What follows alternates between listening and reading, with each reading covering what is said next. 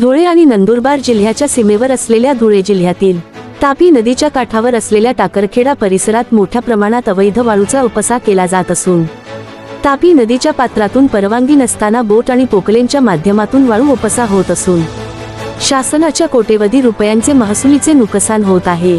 त्यासोबतच पर्यावरणाची ही मोठी हानी होती आहे। राज्यात हरित लवादाच्या निर्णयाप्रमाणे नदीपात्रातून बोटीच्या आणि मशिनरीच्या माध्यमातून रेती उपसा करण्यास बंदी आहे।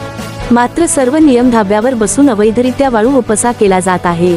या संदर्भात संबंधित व्यक्ती धुळे जिल्ह्यातील एका मोठ्या नेत्याचे नाव सांगत असून त्या नेत्यासाठी हा वाळू उपसा केला जात असल्याचे त्याचे म्हणणे आहे।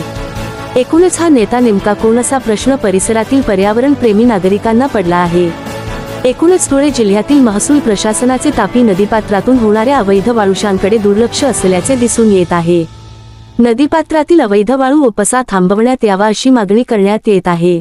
ई-मराठी न्यूज नेटवर्क। ई-मराठी न्यूज हे चॅनल सत्य आणि प्रामाणिकतेवर आधारित सामाजिक, शैक्षणिक, आरोग्य, आध्यात्मिक, राजकारण व प्रवास विषयांवरील माहिती सादर करून सकारात्मक बदल घडवण्यास कटिबद्ध आहे। पुढील लिंकवर क्लिक करून आजच चॅनलला सबस्क्राईब करा।